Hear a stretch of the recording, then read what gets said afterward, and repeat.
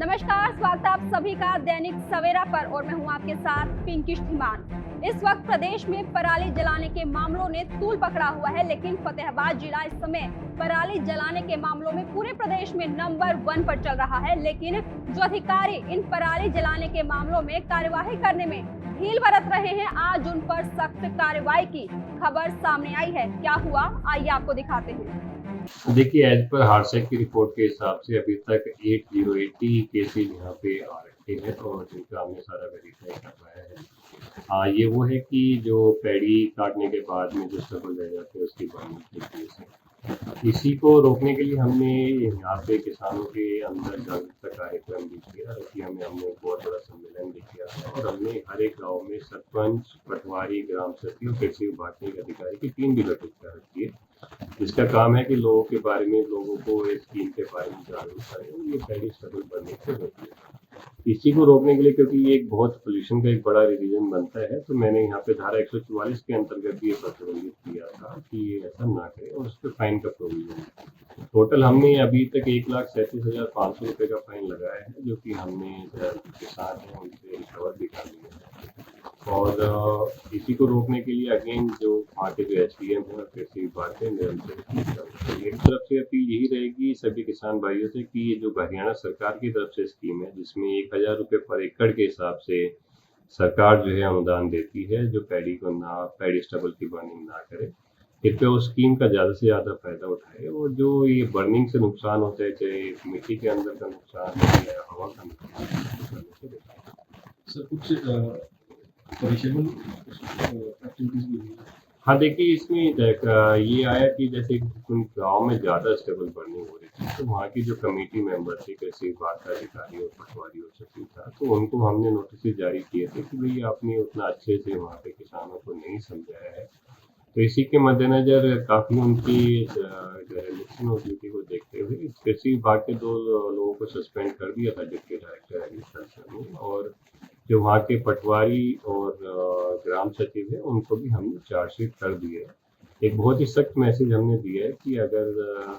नहीं करती है जो हमारी गाँव की टीम है, वो रोकथाम का कार्य नहीं करती है, तो उनके खिलाफ भी कार्रवाई की जाएगी। तो अब देखना होगा कि पराली जलाने के मामलों का ग्राफ कितना नीचे गिर पाता है और साथ ही देखना ये भी होगा कि जो अधिकारी अपने काम में ढील बरत रहे थे, वो इस ढील से बाज आते हैं या नहीं। नमस्कार, स्वागत है आप सभी का दैनिक सवेरा पर और मैं हूं आपके साथ पिंकी धीमान। इस वक्त प्रदेश में पराली जलाने के मामलों ने तूल पकड़ा हुआ है, लेकिन फतेहाबाद जिला इस समय पराली जलाने के मामलों में पूरे प्रदेश में नंबर 1 पर चल रहा है। लेकिन जो अधिकारी इन पराली जलाने के मामलों में कार्यवाही करने में ढील बरत रहे हैं, आज उन पर सख्त कार्रवाई की खबर सामने आई है। क्या हुआ, आइए आपको दिखाते हैं।